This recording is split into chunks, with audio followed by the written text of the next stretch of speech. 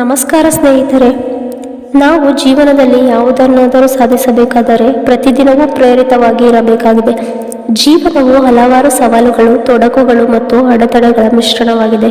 ಈ ಅಡೆತಡೆಗಳು ನಮ್ಮ ಉತ್ಸಾಹವನ್ನು ಕುಗ್ಗಿಸಬಹುದು. ಆದ್ದರಿಂದ ನಾವು ಸದಾ ಪ್ರೇರಿತರಾಗಿರಲು, ನವ ಚೈತನ್ಯ ತುಂಬಲು, ನಮ್ಮ ಉದ್ದೇಶವನ್ನು ಕಳೆದುಕೊಳ್ಳದಿರಲು ಕೆಲವು ಸರಳ ತಂತ್ರಗಳನ್ನು ಅಳವಡಿಸಿಕೊಳ್ಳಬಹುದು.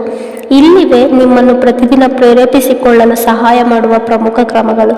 ಮೊದಲನೇದು, ದಿನವನ್ನು ಉತ್ಸಾಹಭರಿತವಾಗಿ ಪ್ರಾರಂಭಿಸಿ. ನೀವು ದಿನವನ್ನು ಹೇಗೆ ಪ್ರಾರಂಭಿಸುತ್ತೀರಿ ಎಂಬುದು ಬಹಳ ಮುಖ್ಯ. ಬೆಳಗ್ಗೆ ಎದ್ದ ಕೂಡಲೇ ಧನಾತ್ಮಕ ಆಲೋಚನೆಗಳನ್ನು ಮಾಡಿ. ಇಂದು ನನ್ನ ದಿನ ಅತ್ಯುತ್ತಮವಾಗಿರಲಿದೆ, ನಾನು ನನ್ನ ಗುರಿಗಳನ್ನು ಸಾಧಿಸುತ್ತೇನೆ ಎಂಬ ಧನಾತ್ಮಕ ಮಾತುಗಳನ್ನು ಹೇಳಿಕೊಳ್ಳಿ. ಬೆಳಗ್ಗೆ ಯೋಗ, ಧ್ಯಾನ ಅಥವಾ ಹಗುರವಾದ ವ್ಯಾಯಾಮ ಮಾಡುವುದು ನಿಮ್ಮ ಶರೀರ ಮತ್ತು ಮನಸ್ಸಿಗೆ ಶಕ್ತಿ ತುಂಬುತ್ತದೆ. ಎರಡನೇದು, ಗುರಿಗಳನ್ನು ನಿರ್ಧರಿಸಿ. ನೀವು ಸ್ಪಷ್ಟವಾದ ಗುರಿಗಳನ್ನು ಹೊಂದಿದ್ದರೆ ನಿಮ್ಮ ಪ್ರೇರಣೆಯು ಸದಾ ಜೀವಂತವಾಗಿರುತ್ತದೆ. ಪ್ರತಿದಿನ, ವಾರದ ಮತ್ತು ತಿಂಗಳ ಗುರಿಗಳನ್ನು ನಿಗದಿಪಡಿಸಿ. ದೊಡ್ಡ ಗುರಿಗಳನ್ನು ಸಣ್ಣ ಹಂತಗಳಾಗಿ ವಿಭಜಿಸಿ. ಇದರಿಂದ ನೀವು ಸುಲಭವಾಗಿ ಸಾಧಿಸಬಹುದು.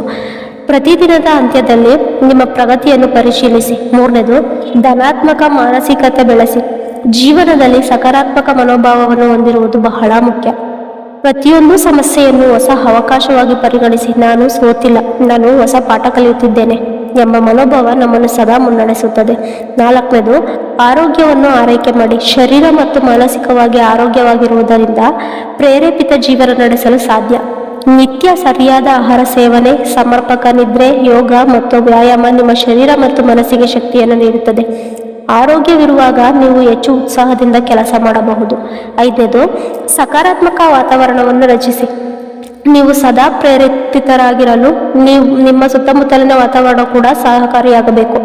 ಧನಾತ್ಮಕ ಜನರೊಂದಿಗೆ ಸಮಯ ಕಳೆಯುವುದು, ಒಳ್ಳೆಯ ಸಂಗತಿಗಳನ್ನು ಓದುವುದು, ಸ್ಫೂರ್ತಿದಾಯಕ ಚಲನಚಿತ್ರಗಳ ವೀಕ್ಷಣೆ ಇವೆಲ್ಲವೂ ನಿಮಗೆ ಉತ್ಸಾಹ ಮತ್ತು ಶಕ್ತಿಯನ್ನು ನೀಡಬಹುದು.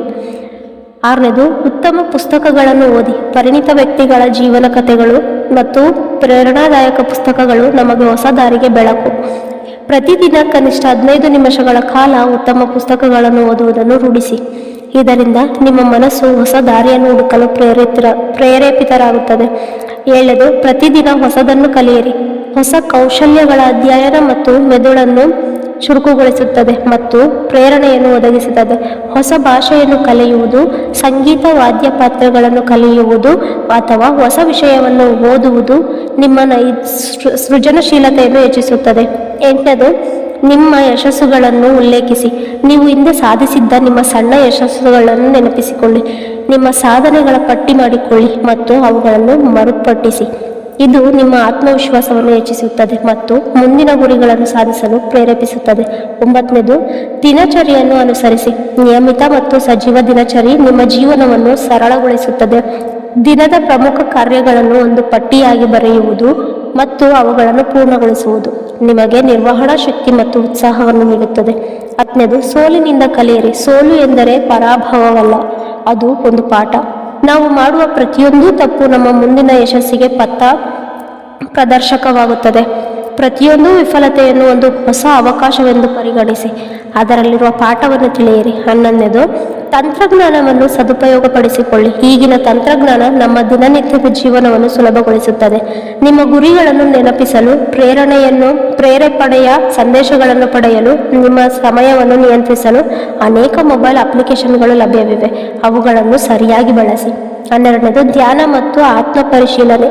ಪ್ರತಿದಿನ ಕೆಲವೇ ನಿಮಿಷಗಳಾದರೂ ಧ್ಯಾನ ಮಾಡುವುದು ಅಥವಾ ತಾನು ಪರಿಶೀಲಿಸಿಕೊಳ್ಳುವುದು ಅತ್ಯಗತ್ಯ.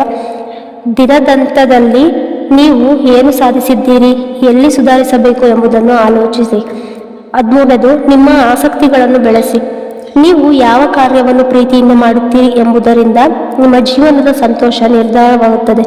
ನಿಮ್ಮ ಹವ್ಯಾಸಗಳನ್ನು ನಿರ್ವಹಿಸಿ. ನೃತ್ಯ, ಸಂಗೀತ, ಚಿತ್ರಕಲೆ ಅಥವಾ ಬರವಣಿಗೆಯಂತಹ ರಚನಾತ್ಮಕ ಚಟುವಟಿಕೆಗಳಲ್ಲಿ ತೊಡಗಿಕೊಳ್ಳಿ. 14ನೇದು, ಸಕಾರಾತ್ಮಕ ಜನರೊಂದಿಗೆ ಇರಿ. ನಿಮ್ಮ ಸುತ್ತಮುತ್ತಲಿರುವ ಜನರು ನಿಮ್ಮ ಪ್ರೇರಣೆಗೆ ಬಹಳ ಪರಿಣಾಮ ಬೀರುತ್ತಾರೆ. ಸದಾ ದ್ವೇಷ, ನಿರಾಸೆ ಮತ್ತು ದೂರದೃಷ್ಟಿ ಇಲ್ಲದವರೊಂದಿಗೆ ಕಾಲ ಕಳೆಯುವುದು ಬದಲು ಪ್ರೇರಣಾದಾಯಕ ವ್ಯಕ್ತಿಗಳೊಂದಿಗೆ ಮುನ್ನಡೆದು ಹೋದರೆ ಅದು ನಿಮಗೆ ಹೆಚ್ಚು ಶಕ್ತಿಯುತ ಜೀವನ ನೀಡುತ್ತದೆ. 15 ಆನಂದವನ್ನು ಹಂಚಿಕೊಳ್ಳಿ. ನೀವು ಯಾವ ಕೆಲಸದಲ್ಲೇ ತೊಡಗಿಸಿಕೊಂಡಿದ್ದರೂ ಅದನ್ನು ಇತರರೊಂದಿಗೆ ಹಂಚಿಕೊಳ್ಳಿ. ನಿಮ್ಮ ತಿಳುವಳಿಕೆ, ಜ್ಞಾನ, ಹವ್ಯಾಸಗಳನ್ನು ನಿಮ್ಮ ಸ್ನೇಹಿತರು ಮತ್ತು ಕುಟುಂಬದವರೊಂದಿಗೆ ಹಂಚಿಕೊಳ್ಳುವುದರಿಂದ ನೀವು ಇನ್ನಷ್ಟು ಪ್ರೇರಿತರಾಗಬಹುದು.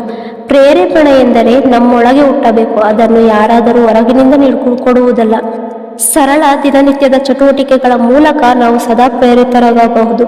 ಮೇಲ್ಕಂಡ ಈ ವಿಧಾನಗಳನ್ನು ಅನುಸರಿಸುವುದರಿಂದ ಪ್ರತಿದಿನವನ್ನು ಉತ್ಸಾಹದಿಂದ ಕಳೆಯಬಹುದು, ಸಕಾರಾತ್ಮಕ ಮನೋಭಾವವನ್ನು ಬೆಳೆಸಬಹುದು ಮತ್ತು ಯಶಸ್ಸಿನ ಪಥದಲ್ಲಿ ಮುನ್ನಡೆದು ಹೋಗಬಹುದು. ಜೀವನವು ಸವಾಲುಗಳಿಂದ ಕೂಡಿದೆ, ಆದರೆ ಪ್ರೇರಿತ ಮನೋಭಾವದಿಂದ ನಾವು ಎಲ್ಲವನ್ನೂ ಸಾಧಿಸಬಹುದು.